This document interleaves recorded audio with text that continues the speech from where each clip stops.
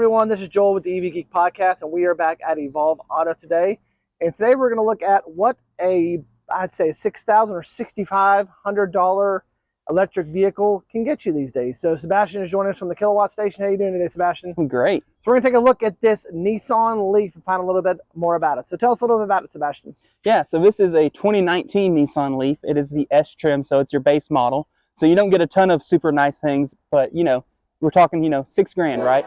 Of course, it's $6,000 after the tax credit, but still $6,000 for most buyers. Most people that are probably buying an EV at this price range will qualify for the tax credit. This being a base model, it is pretty basic. You get your steel wheels. These are on aftermarket hubcaps, which I think look actually kind of okay. You also get, surprisingly for a base model, you do get the keyless entry, so you get your button on the door to unlock or lock the doors, which is a really nice feature. This is a hatchback, and I was really shocked when I opened the trunk. The hatch is actually quite large. And then, of course, you've got your rear seats that, fold flat too, so this would actually be a pretty nice vehicle to, actually use, don't you think? Yeah, I mean, it has a really deep storage area down there if you need to stack stuff in. I mean, if you're going out for like a day trip or something, you need a little vehicle to take you there. Yeah, that's a lot of storage compared to what we see in other EVs. Now, the elephant in the room with the Nissan Leaf is, of course, it's a small battery car. It doesn't have a ton of range. So I believe this one is showing right now fully charged, what was it, 130 miles? 120 some. It's a 40 kilowatt, so max it should be about 150. So it has some degradation, but not much over. Think about it, if it's 2019 to 2024, it's not right. Much, so. And this one has 80,000 miles on it. And so that's really not too bad for degradation after that mileage, especially considering, the other kind of caveat of the Leaf is it doesn't have an actively thermal managed battery. It is all relying on air cooling, for whatever. And so that's where it gets really important to look at and see if the car, what the car's life was, right? Has it been DC fast charged a lot? Because that's going to cause more degradation since it can't actively cool itself. Speaking of fast charging, the Leaf does technically fast charge. However, it uses the dying standard in the North America market of CHAdeMO. So you get this lovely giant port that most people probably haven't ever seen. Everyone's never seen what a CHAdeMO port looks like. Everyone's used to NACS and CCS when there is technically a third option. You do also get a J1772 plug as well. I do appreciate, by the way, Nissan has actually figured out the charge port cover game. I've seen so many manufacturers on their CCS ports doing those floppy little rubber things. This being just an actual flat that you can lock and then just push with a button. Really nice. It just needs to be a CCS port, Nissan. All right. So looking at the car, it is in good condition. I don't see any major flaws to it or anything. It looks like it's been taken care of for it being a 2019. So what we're going to do, we're going to hop inside and kind of go through some of the settings on the inside, and then we're going to take it out for a little spin. See you back here in a second. All right, so we are inside this 2019 Leaf, and like I said, this is a base model, and so you can kind of tell when you start looking at the interior. For example, you get this very, very small infotainment screen that even has an iPod button. No Apple CarPlay, Android Auto here, but still, it's an actual infotainment system. It does have, as federally mandated, a rear view camera. It's not amazing quality, but it is there. You can also hear, I didn't realize, so it has a reverse noise. It does have a sound. I did hear the reverse like noise. Doing a little beep like it's a big Mack truck. Interesting. You do get also this kind of nice digital gauge cluster as well. And you have all your steering wheel controls, which a lot of base model cars don't have. You actually have radio controls here for, next track, previous track, volume up, down, all that. And you get cruise control, which I think the original base Nissan Leafs didn't even get. So that is actually kind of nice. You also have single zone climate control. No heated seats or anything, but it's a base model. That's kind of expected. You get a bop it, and you get whatever e-pedal is. I haven't quite figured that out yet, but hopefully we'll figure that out once we start driving. The bopper reminds me of like driving a standard car, but it looks like this. All right. So what do we have over here in the dash with settings? So you were playing with some energy settings. So it looks like kind of the base display is your kind of eco gauge, which I'm assuming will move around as you go. And then it shows you your miles in the middle, and then you can kind of click through, and you get a charge time. Right now, this is it's at 100% charge, so it's not really giving a time estimate. It is interesting. We'll dive into it in a minute, but it doesn't set charge time based on how what kind of charger you're plugging into, which I thought was interesting. You also get a battery temperature gauge, which is nice, especially considering, like I said, this vehicle doesn't have active thermal management. And so it might be good to know, is my charging sucking because it's hot, or is it just sucking because the charger sucks? And then you have this gauge here that actually kind of shows you your degradation, which is nice. Also, we're at 99% now, not 100%. 99%. We lost the percentage, just chilling here.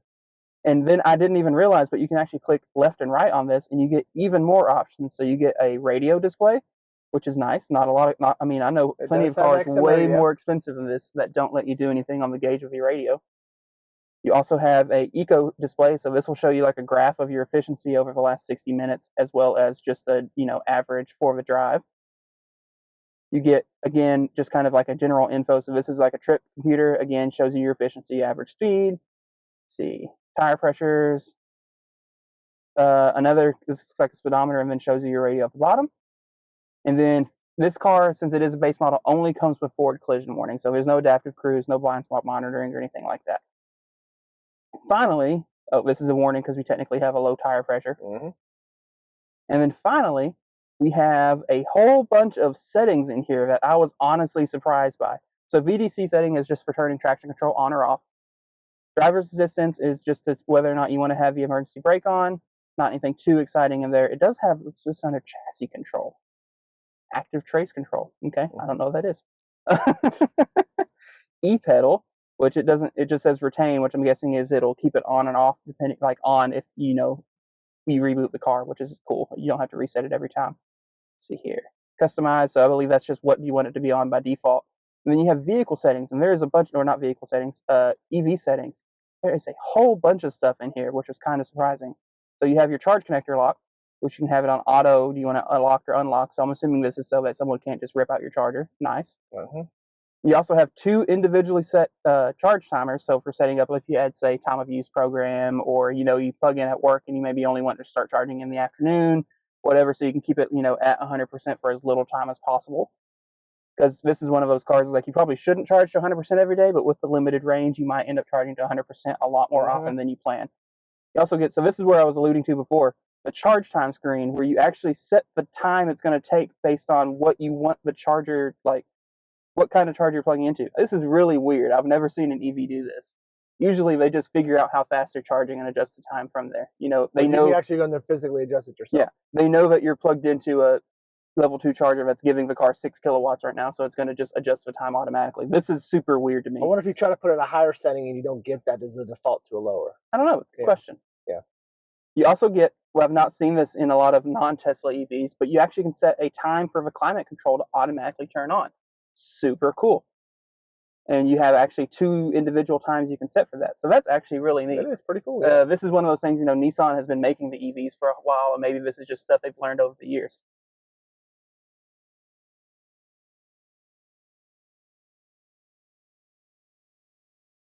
I did want to point out too, we've got this seems like a holdover from gas cars, but you have a maintenance screen where you can set tire, and then it's just blank right now. I don't know what, I guess maybe it was just reset. And then you have other. Okay. No, there's no other nothing else. This is definitely in a gas car. There would be your oil change reminder. Yep. So it's a little interesting.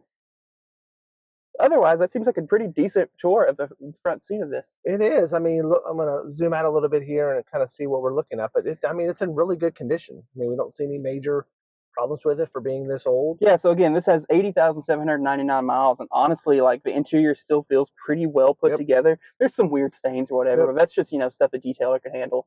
But I'm just honestly surprised. I'm also just now noticing, even though this is a base model, you actually get tweeters. Which is speakers up there, which is a nice little touch. I'm so used to these base vehicles having the most basic audio systems or whatever, so it's actually kind of nice that you get all that. Yep. So anyway, all right, so we're gonna kind of pull out of the parking lot here and take it for a drive and let you know what it feels like. So let's go ahead and do that. All right, and this is actually my first time driving a Nissan Leaf, so I'm a little excited. Ooh. Oh, here goes Colin in that canyon. Yep. All right, so you have drive and then B. I'm assuming B is for one pedal driving. We're going to find out here in a second. I'm just going to get the screen back on this little eco gauge. So 123 miles. Let's go for a test drive. Felt it there. It actually had the parking brake set while we were sitting there, and then it kicked off when we put it in, started moving. It's a little loud even here at low speeds. It is loud. I don't know. I didn't look at the tires. I didn't look at the tires either. Maybe this one's also on winter tires, like that Bolt we have was. a Bolt here that's on winter tires. It sounds like you're driving a four-wheeler or something when you're on it. So very quiet. But I mean, other than just kind of road noise, I mean, it drives like an electric car. Yep. I'm actually going to turn around so we can have another straight shot. But so far, kind of look at the back seat. It's a roomy back seat. There is a weird little kind of middle part that goes across the middle. So if you're sitting in the middle back there, you really don't have a lot of leg room. I'm not sure what that is. We don't know if it's some high voltage cabling down there, but that little part in the middle of the floorboard kind of limits someone sitting in the. Also, at least on the base model, you do not get cup holders on the rear, which is a kind of a miss. But no cup holders in the rear. I've seen that on so many base model vehicles before. I'm not even surprised at this point. I don't know how much it must cost to add cup holders in every trim level of your vehicle, but apparently it must be substantial. By those little cheap ones you put in the mirrors. Yep. All right, so I just wanted to get turned around so we have a straight shot because, you know, naturally the first thing we have to do is floor it, right? Let's go. You know what? That's not bad for a Leaf. That ain't bad. It has some bit of go to it. And honestly, that's also with Eco on. I wonder if it will behave different if we take Eco off. All right, we're going to do it one more time. Eco is now off. You can make a Yumi right here.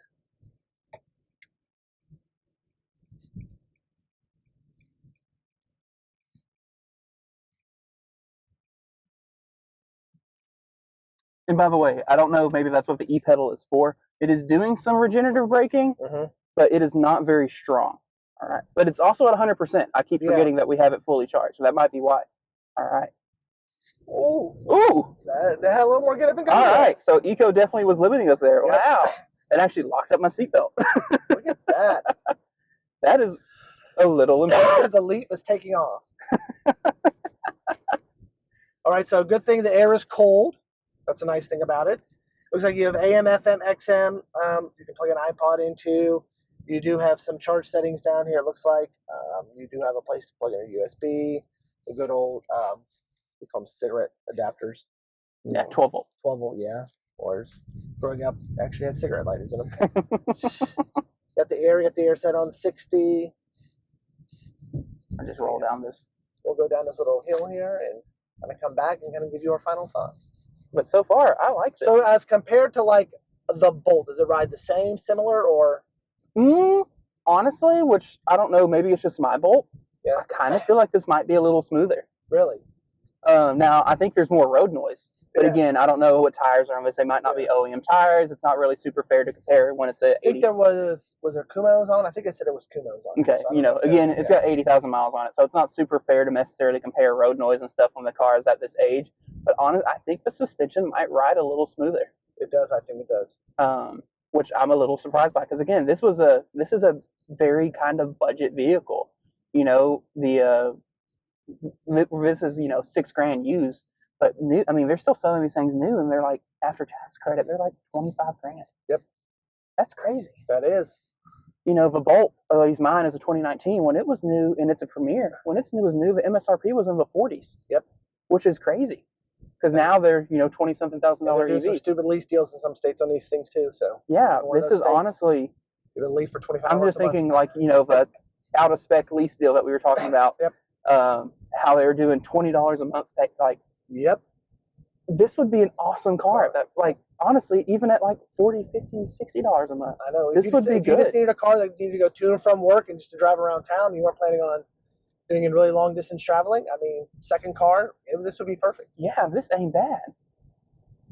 I wasn't expecting to like this as much as I did. We dog the Leaf a lot on our podcast. Yeah, I wasn't expecting to like this as much as I do. Might have to buy one of these. There you go. I know where one's for sale. I know one's for sale for about $6,300 after the federal tax credit. All right. Yeah, this is good. So yeah, we've gone down to 114 miles now.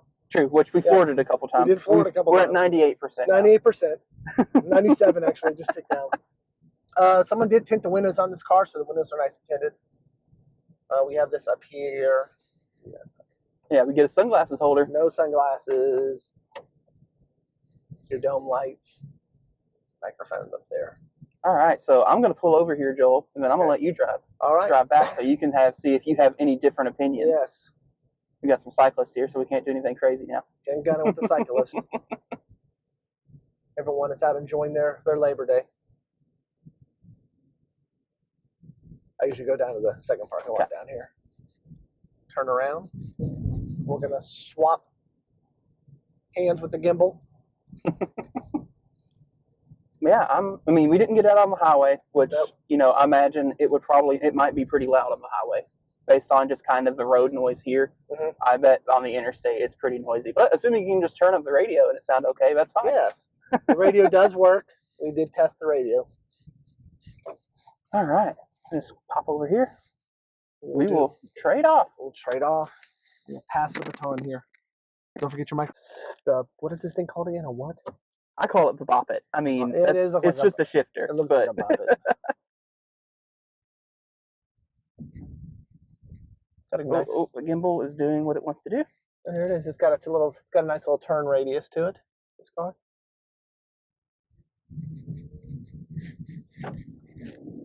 Oh yeah, it does drive pretty smooth. I'm surprised how high up I am. Yeah. The seating position was good. I mean, I feel like I sit lower on my wife's EV6 than I do in this car. Yeah, the seating position was legitimately good. Yeah, it's a high position. And the hood goes down, so you don't have it, so it's a very clear view.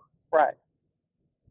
Also, I just noticed in the reflection of a window, it has the charge status lights for when you have it plugged in, which is nice.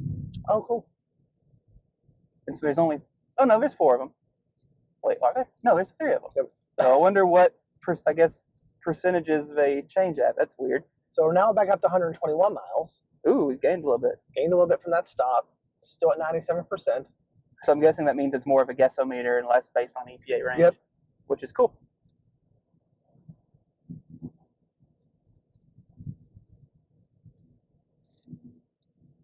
Hush. Oh yeah, there is something rattling down here. I'm noticing it now. It's just, you know, creaky plastic. Yep. But again, it's a cheap car. Yep. You probably don't even hear it, but we do. A lot of bikers out today. Yeah, there are. Yeah. Honestly, I mean, we haven't been in them super long. The seats are pretty comfortable. Yeah, the seats are pretty comfortable. They're not. I wonder if this is, you know, Nissan used to call the zero gravity seats or whatever. I wonder if they still consider that what these are. Actually, they feel a lot more comfortable than my Tesla Model Y ones. All right, Joel's buying a Leaf now. Yes. He's going to trade in the Model Y, right? Hey, my 15-year-old needs a car. I'm sure he'd love it if I show up with this in the driveway. $6,000 Nissan Leaf. I mean, that's one of the perfect use cases for this vehicle. A kid that's got to drive just to and from school every day in high school. If it can do, I mean, you know, now this is, again, no active thermal management. Yeah. So in the winter, that range is going to be brutal. Yep. And even in the dead heat of summer, you know, it's going to be probably a little rougher. But I don't know, for most people. Yep.